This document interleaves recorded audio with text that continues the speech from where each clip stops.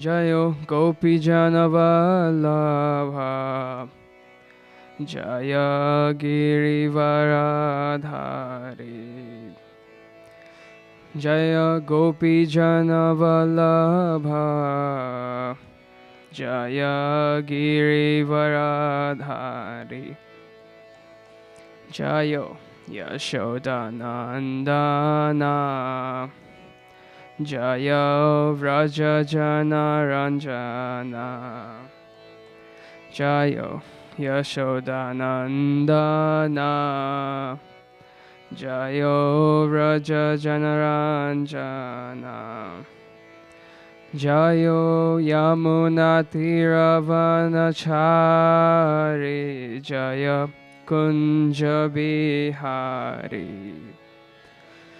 Jaya Yamunatiravanachari Jaya Kunja Bihari Jaya Radha Madhava Jaya Kunja Bihari Hare Krishna Hare Krishna Krishna Krishna Hare Hare Hare Rama Hare Rama Rama Rama Hare Hare Hare Krishna Hare Krishna Krishna Krishna Hare Hare Hare Rama Hare Rama Rama Rama Hare Hare.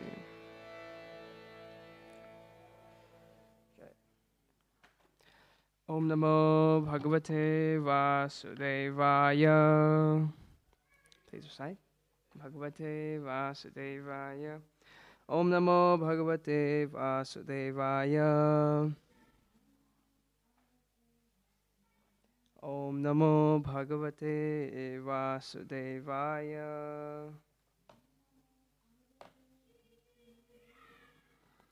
So, today we are reading from Bhagavad Gita, chapter number 10, verse number 12 and 13. Arjuna Uvacha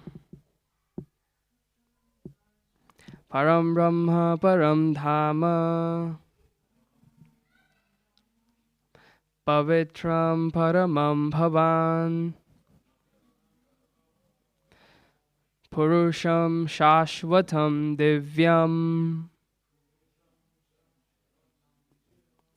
Adi Devam Ajam Vibhum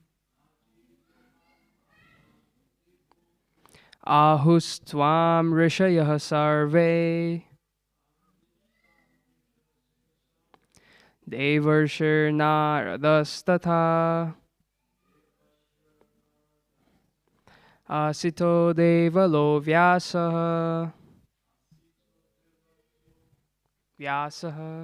Swayam Chaiva Bravisi Me.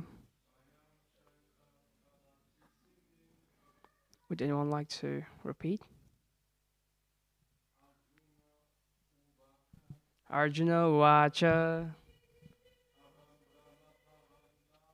Param Brahma Param Dhama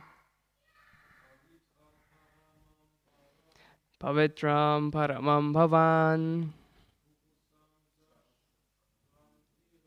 Purusham Shashvatam Divyam Adidevam Ajam Vibhum Ahustvam Rishaya Sarve Devarshir Naradastatha Asito Devalo Vyasaha Swayam Chaiva Bravisi Me. Okay. Synonyms. Arjuna Uvacha. Arjuna said, Param supreme. Brahma, truth. Param, supreme. Dhamma, sustenance. Pavitram, pure. Paramam, supreme. It's there, the word meanings on the below the shlokas. Oh, is it in Deutsch? The word meanings, it's in English. Or you can just pull it up from the Vedabase website.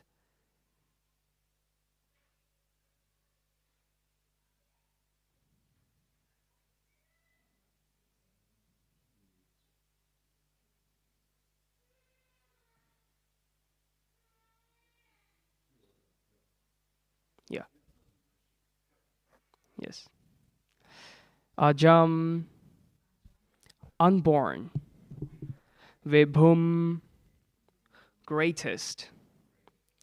Ahu, say. Tvam, of you. Rishayaha, sages. Sarve, all. Devarishihi, the sage among the demigods. Naradaha, Narada. Tatha, also. Asitaha, the sage Asita. Devalaha, sage Devala. Vyasaha, Vyasa. Swayam, personally. Cha, also. Eva, certainly.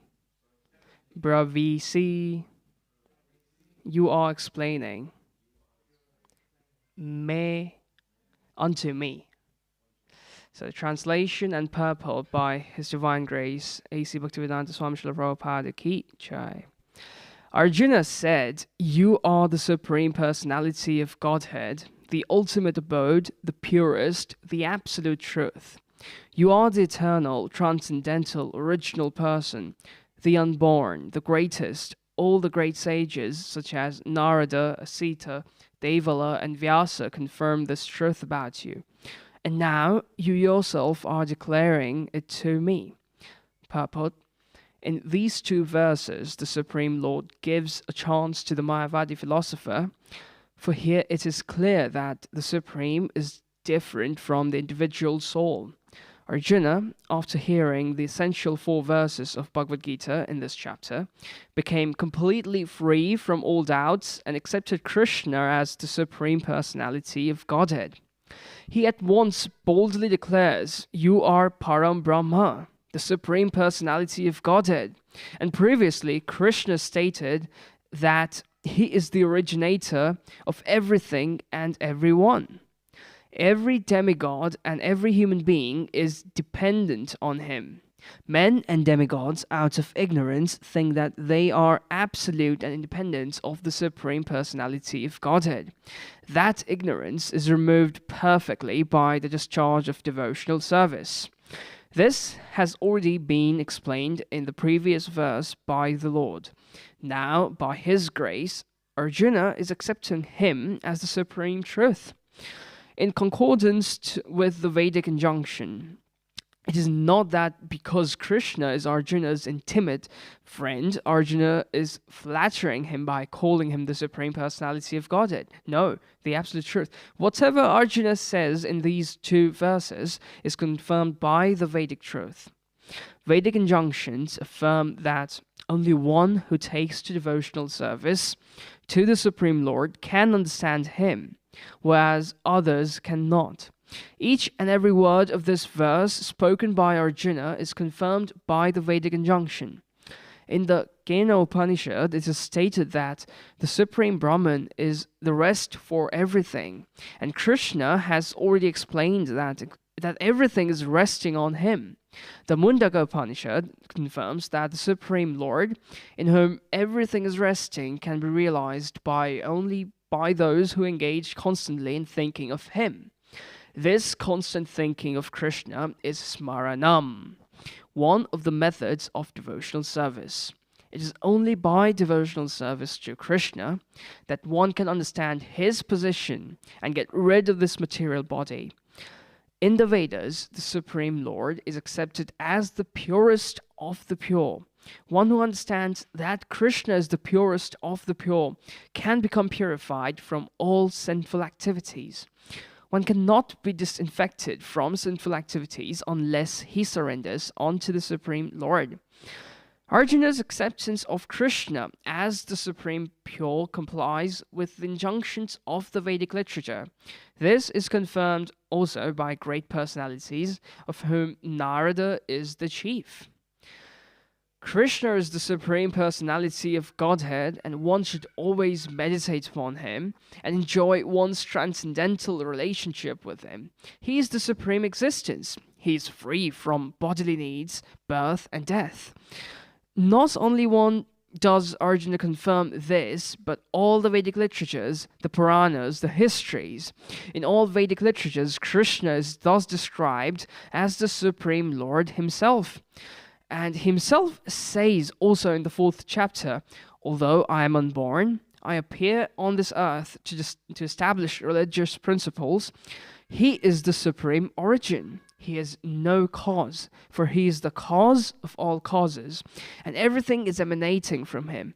This perfect knowledge can be had by the grace of the Supreme Lord. Here, Arjuna expresses himself through the grace of Krishna.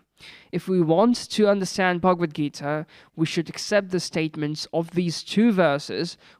This is called the Parampara system, acceptance of the disciplic succession. Unless one is in the disciplic succession, he cannot understand Bhagavad Gita. It is not possible by so-called academic education. Unfortunately, those proud of their academic education, despite so much evidence in Vedic literatures, stick to their obstinate conviction that Krishna is an ordinary person. So, this is what we hear from Srila Prabhupada.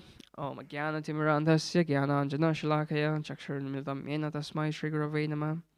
Namo Vishwabhadaya Krishna Prasthaya Bhutale Srimate Bhaktivedanta Swami Namine Namaste Saraswati Devi Gauravani Pracharya Nirvishesha Navati Paschata Deshatarine Jai Shri Krishna Chaitanya Prabhu Nityananda Shri Advaita Gadadhara Srivasadi Gaura Bhaktivinoda Hare Krishna Krishna Krishna Hare Hare Hare Rama Rama Rama Hare Hare. Okay, so this verse from the 10th chapter of Bhagavad Gita, verse number 12 and 13, it is said that this is the key of understanding the position of Krishna. Because here, until now, Arjuna was just asking questions to Krishna. And now he has heard about certain knowledge that he wanted to receive to properly understand the position of Krishna. And here he declares that he is the Supreme. Arjuna is declaring Param Brahma, Param Dhamma. That's how he establishes the position of Krishna here. And so the context of this verse here is that before this, in the like Krishna has spoken about his vibhutis, his opulences, and the structure of reality, how Krishna is inside everything, he's pervading everything. So Krishna is saying everything emanates from him. Everything comes from him. Ham sarvasya prabhavo. That's what Krishna says before these verses.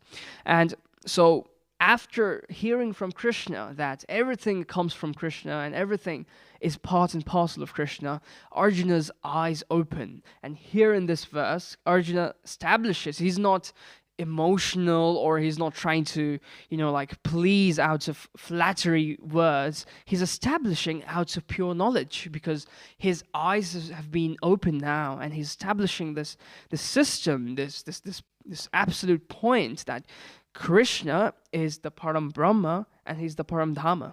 That's what Arjuna is establishing, which is supposed to be the conclusion of all Vedic knowledge. So the conclusion of all Vedic knowledge is to understand the position of Krishna as established by Arjuna. So, of course, Srila Prabhupada, he says in the purport that Arjuna was not like a sentimental devotee, but he was a great scholar. He was a great warrior, and he was simultaneously a big scholar. So he is not one of those who are sentimentalist and who act out of flattery. He's not dictated by those modes. Here, Arjuna is simply a great scholar who has completely understood the essence of Vedic scriptures. So, the verse, what Arjuna is actually trying to say, the conceptual breakdown, if we take the verse, we can break the first verse into 4 parts. So the first part is Param Brahma. The first word is Param Brahma. What does that mean? Param Brahma means the supreme absolute truth. Param means supreme, the main, and Brahma means the absolute truth. And then the next word is Param. The next word after Param Brahma? Param Dhamma. So what does that mean? It means Param means ultimate and Dhamma means shelter. So Arjuna is addressing Krishna first as Param Brahma, which is the ultimate absolute truth, and then Param Dhamma, the ultimate shelter. 2 things here. And next, what does Arjuna says? He says, Pavitram Paramam. Pavitram Paramam. It means completely pure. Again, there is a repetition of one word, if you see. What's the word? From the beginning. Param. So param is the key word here. Param is used as a quality. It means the absolute, the topmost. Param means the main thing. So Arjuna is saying Krishna is the main, the topmost of all the absolute truth. Krishna is the topmost shelter. And now the third thing Arjuna is saying, Krishna is the most pure. Param Pavitram. And then Arjuna says, the last word is Param Purusham Shashvatam. So what does that mean? Purusham means he's the person, and Shashvatam means he's the eternal one. So the word Purusham Shashvatam means the eternal person. The only person who is there in this material and spiritual manifestation eternally. He's always been there. That's how Arjuna establishes the position of Krishna as how we're supposed to understand the position of Krishna. And then we try to understand the philosophical equivalence of this verse, which is that's how Prabhupada starts this purport. If you look at the purport, how does Prabhupada start? He starts by attacking the Mayavadi philosophers, because this verse absolutely annihilates any claims of the Mayavadis, because here it positions Krishna as the absolute. Is this verse saying Krishna is impersonal? No, he's not saying. Is Krishna an energy? No. Is Krishna a consciousness, some kind of conscious thing in this universe, like an energetic, conscious frequency so many people try to claim? Because all of these claims are garbage. They're all Mayavadi claims. And Arjuna is basically slashing all of these claims by establishing the core aspects of Krishna, which is he is the absolute truth, he's the ultimate shelter, he is completely pure, and he's an eternal conscious person. So Krishna is a person. Krishna is God, and he's a person. He's not just some energy in this universe. He's not just some light in this universe. He's an actual person. And so the answer here is that Srila Prabhupada, he also says in the purport that the impersonal Brahman is the bodily effulgence of Krishna, and Paramatma is his partial representation. So we can understand that Brahman is his effulgence, Paramatma is his expansion, and Bhagavan is the source, which is Krishna himself. This is how we understand the three understandings of the absolute truth. How do we understand, different kinds of people understand God in these three aspects, which is Brahman, Paramatma, and Bhagavan.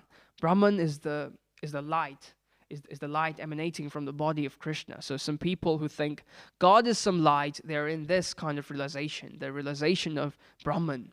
And then comes Paramatma. Some people think, okay, God is there, he's there inside everyone, and that's it. So that kind of realization is the Paramatma realization, where they understand that God is there in each and everything, each and every living being as Paramatma.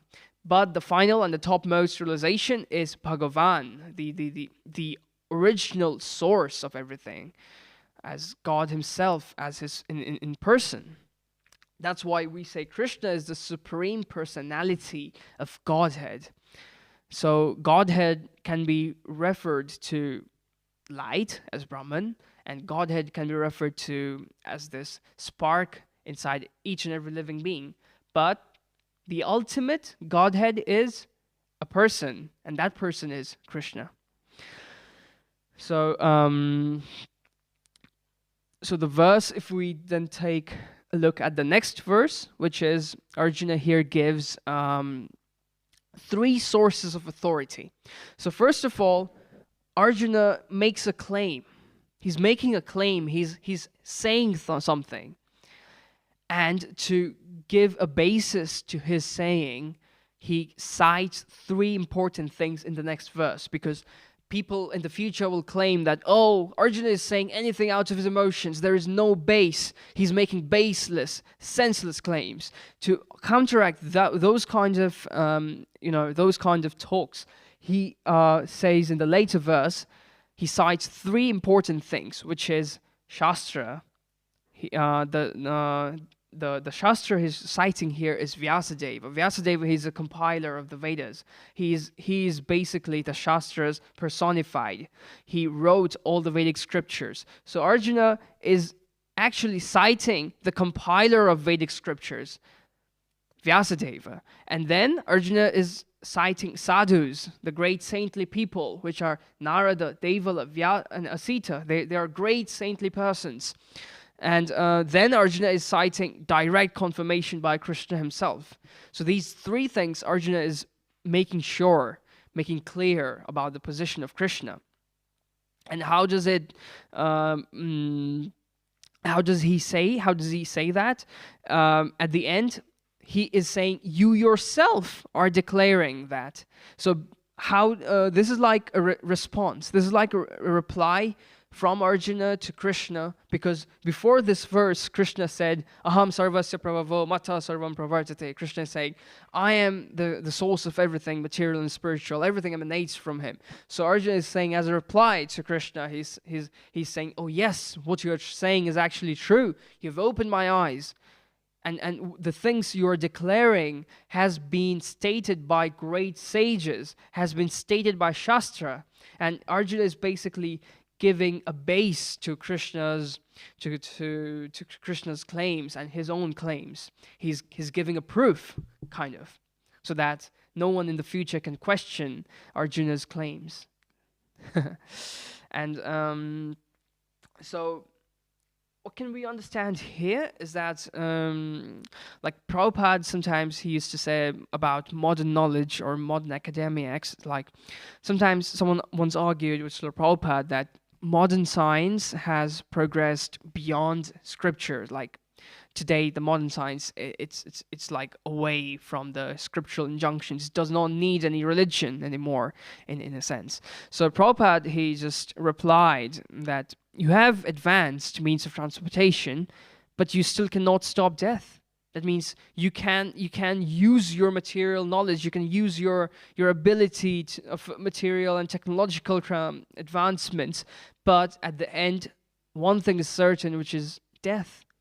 You can try to make serums and make your body 250 years old at least, and you can make vaccines that can just cure any diseases, but at the end, one thing is certain: everything that has taken birth has to die.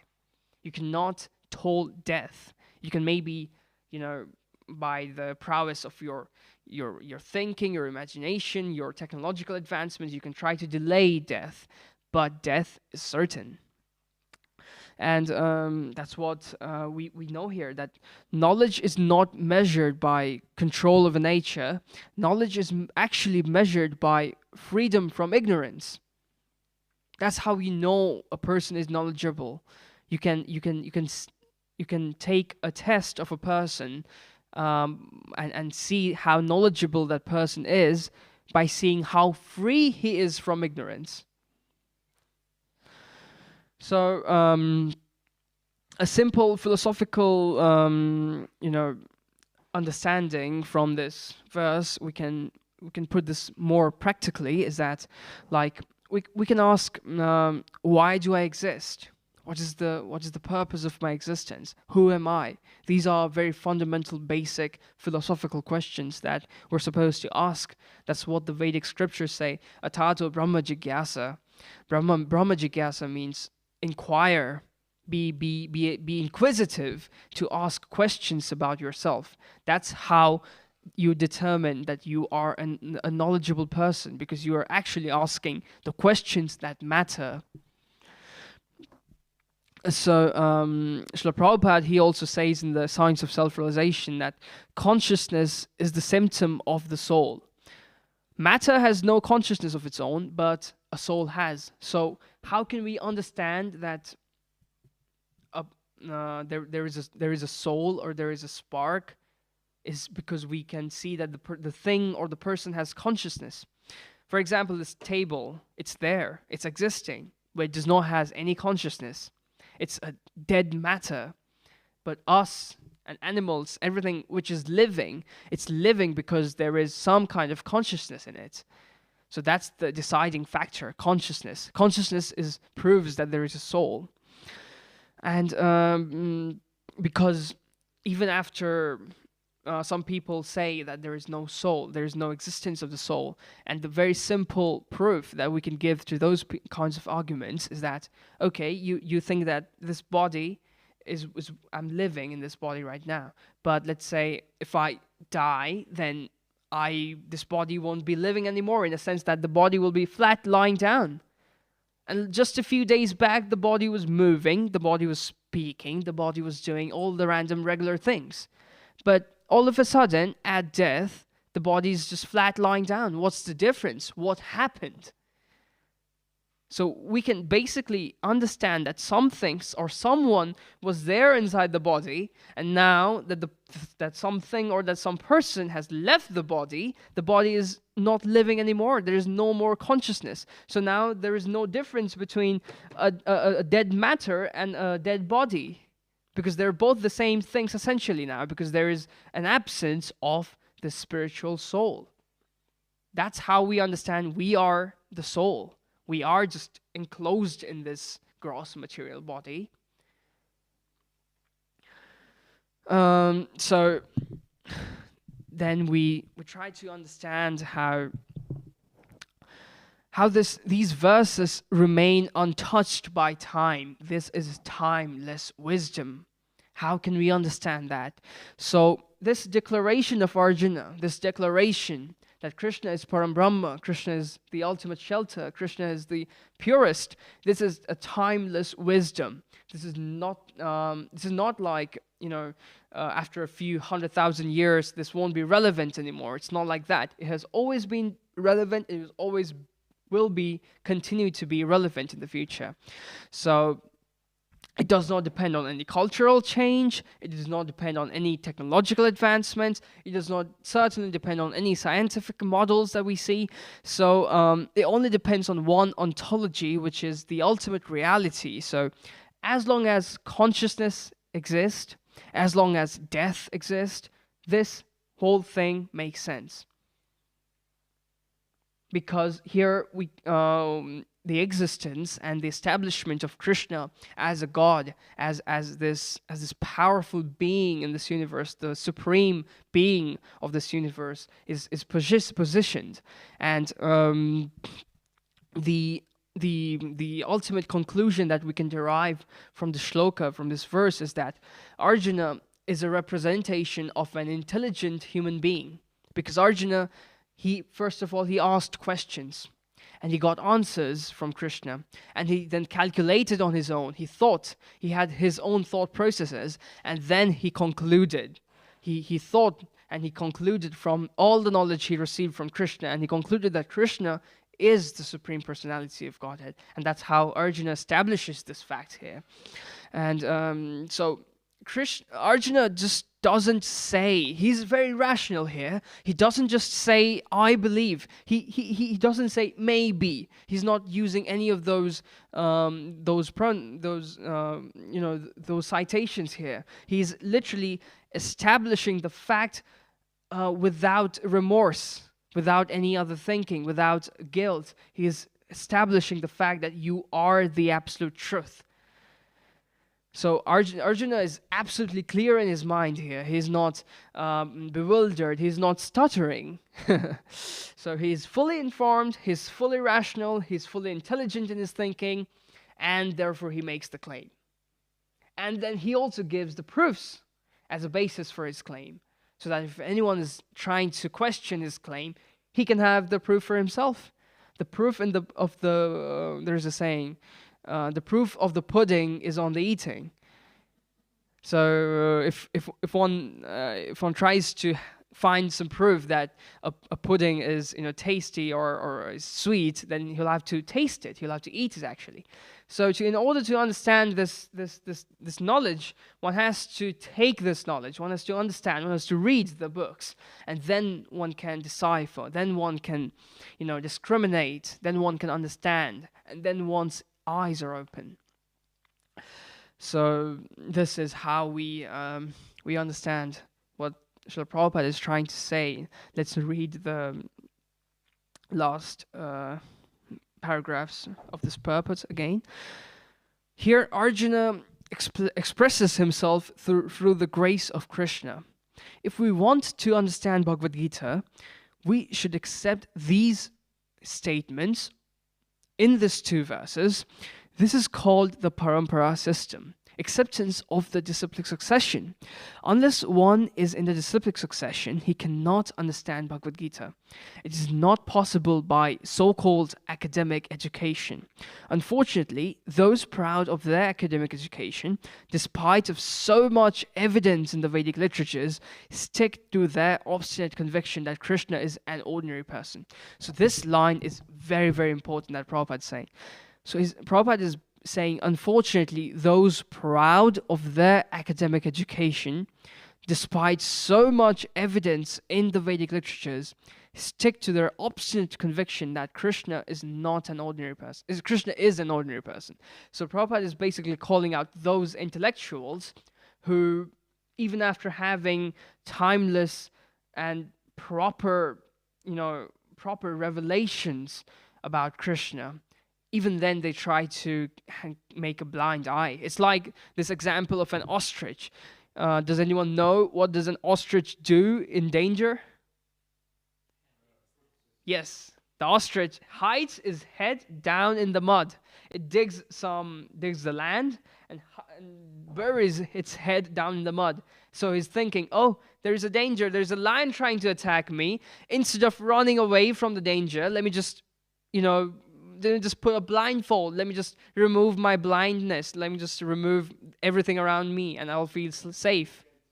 Yeah, exactly. So I cannot see the danger. That means there is no danger. That's what the thinking of an ostrich is. And that's how exactly the modern so-called qualified academicians are.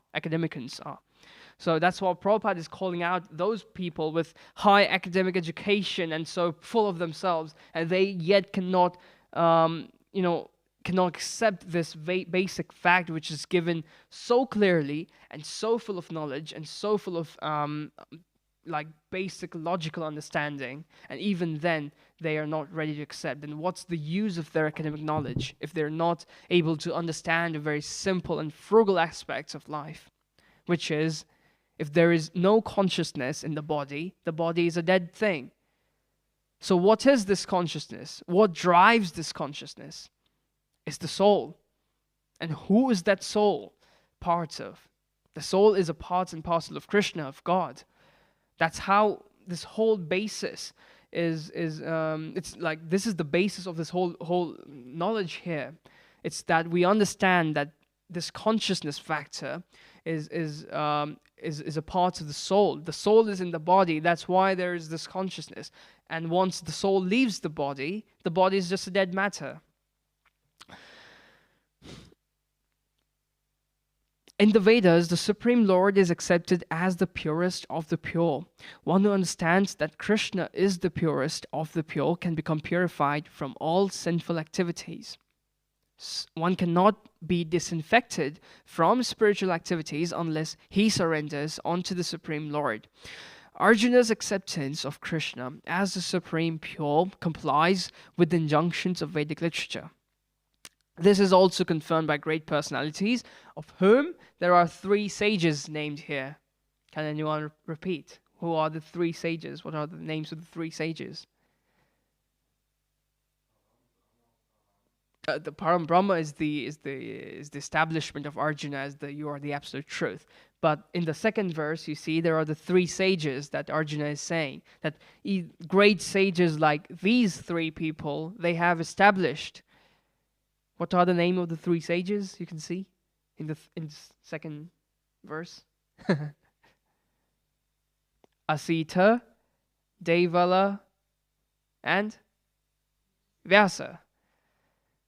So Arjuna is saying great sages like Asita, Devala, and Vyasa, they have established this truth that I am repeating right now.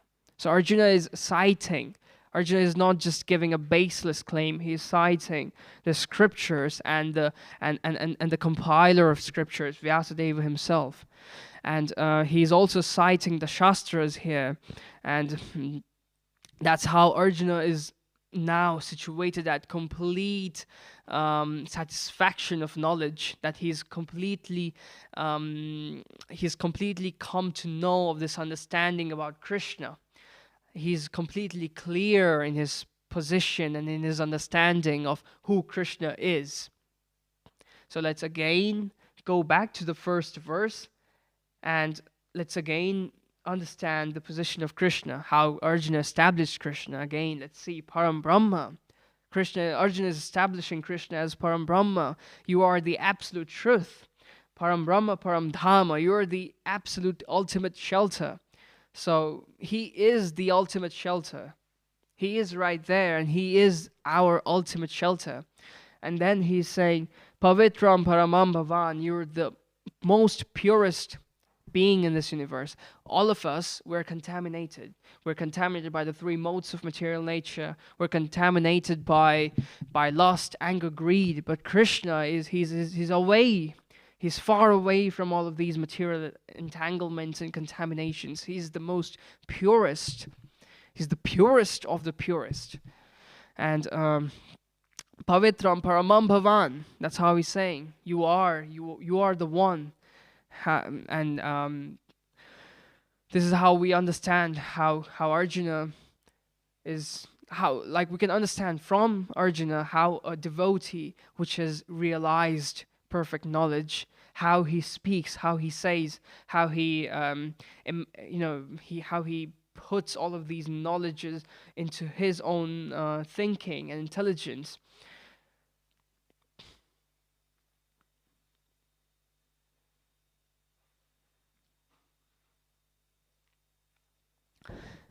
And when we also, Prabhupada in the purport, he says about, in the Kena Upanishad, it is stated that the Supreme Brahman is the rest for everything, and Krishna has already explained everything is resting on him. Mundaka Upanishad confirms that the Supreme Lord, in whom everything is resting, can be realized only by those who engage constantly in thinking of him. So, as a support to the claims of Arjuna here, we can understand from different varieties of scriptural injunctions, like one of those Upanishad, it is stated that the Supreme Brahman, or the effulgence in this universe, it is the basis of everything. It is like everything material is resting upon the Supreme Brahman. And what is that Supreme Brahman? What is that spiritual effulgence? That is the effulgence coming from the body of Krishna. And this constant thinking of Krishna, or smaranam, thinking. So thinking is one of the 9 limbs of devotional service, starting from Shravanam, Kirtanam, Vishnu Smaranam. So smaranam comes at third. First is hearing, and second is chanting, and third is remembering. So this constant remembering of Krishna, or smaranam, is one of the methods of devotional service.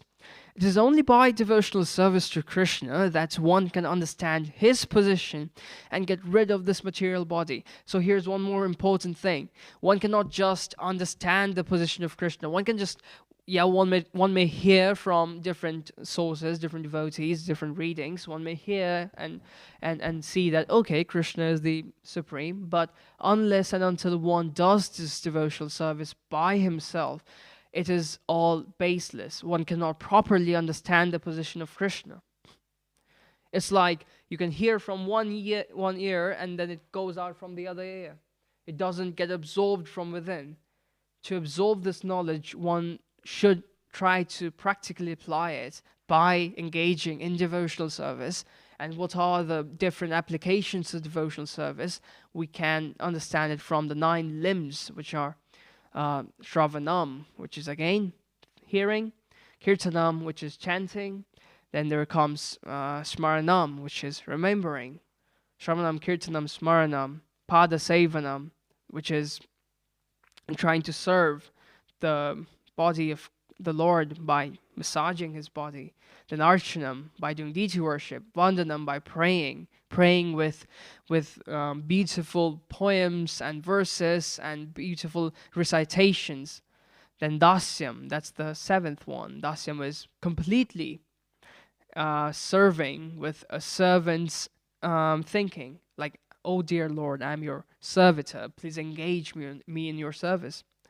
Sakyam, then next comes Sakyam, which is in this mood of a friend, of companion.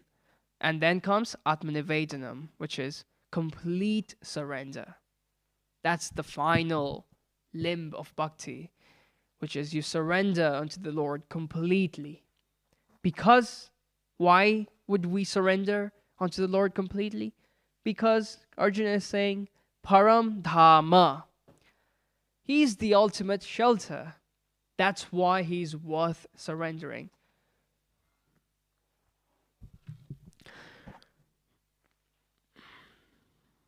Krishna is the Supreme Personality of Godhead, and one should always meditate upon him, enjoy one's transcendental relationship with him. He is the Supreme Existence.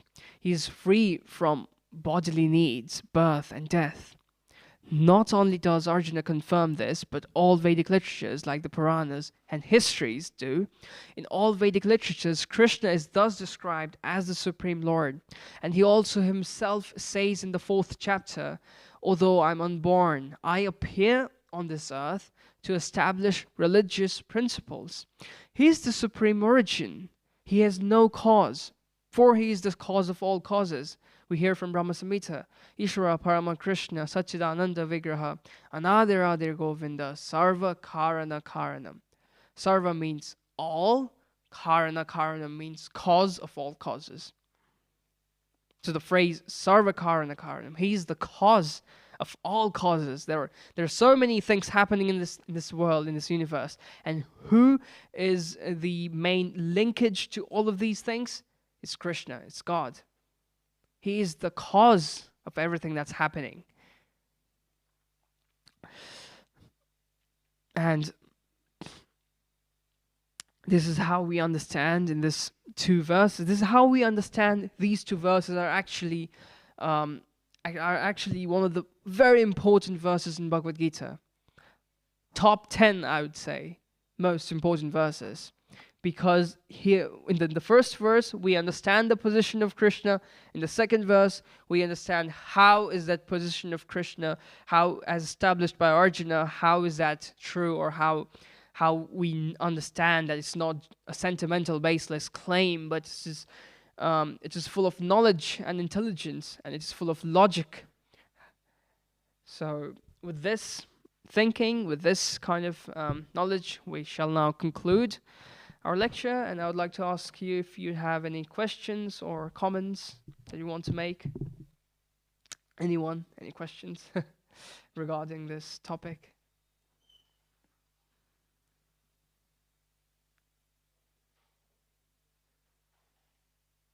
Anyone?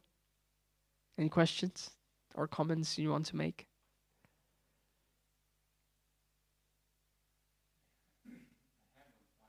Yes, exactly. Come on. Lord Krishna is the above the lust. Yeah.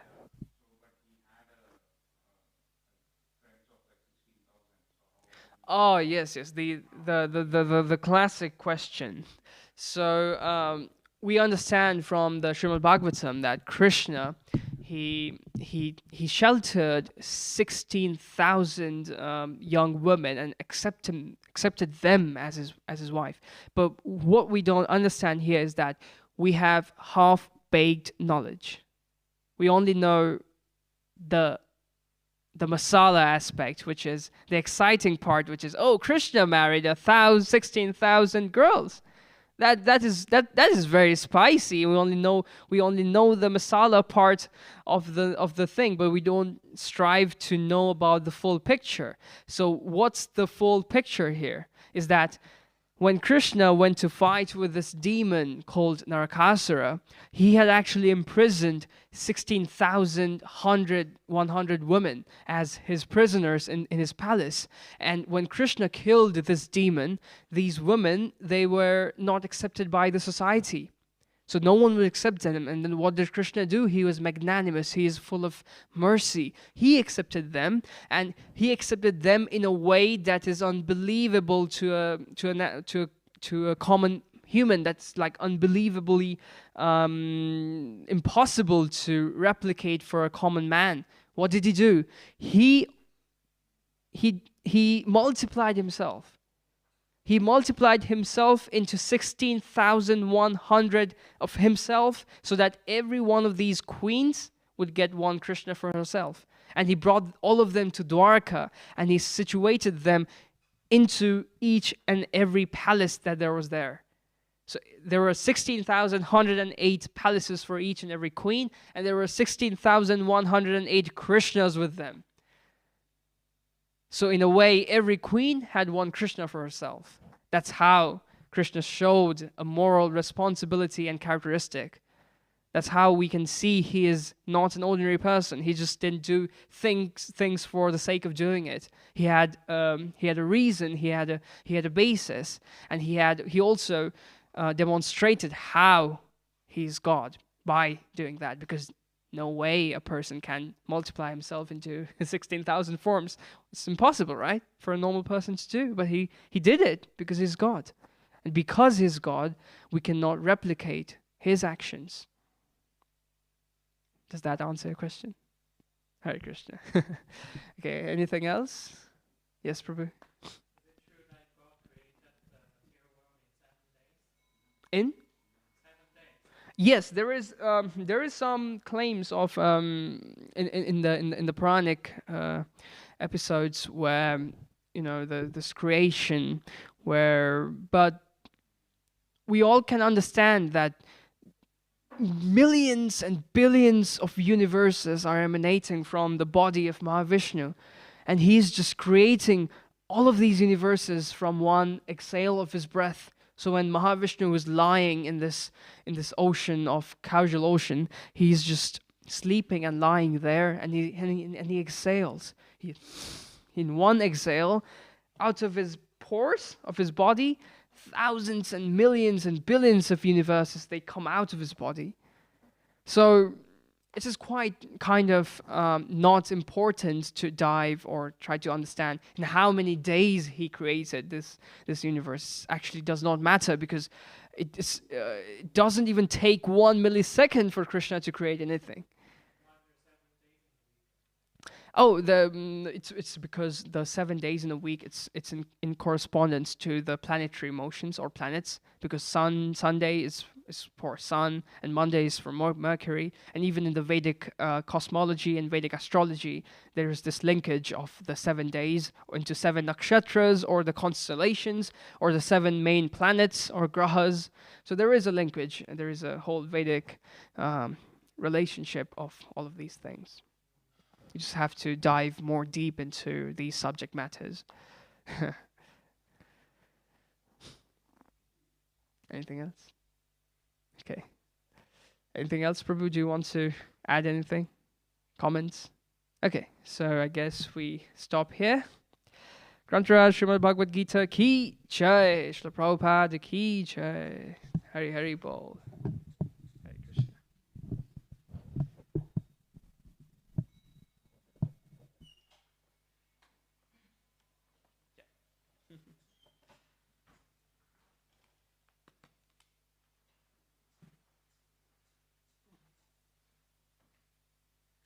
Now we'll be having Gora Arti in 3 minutes.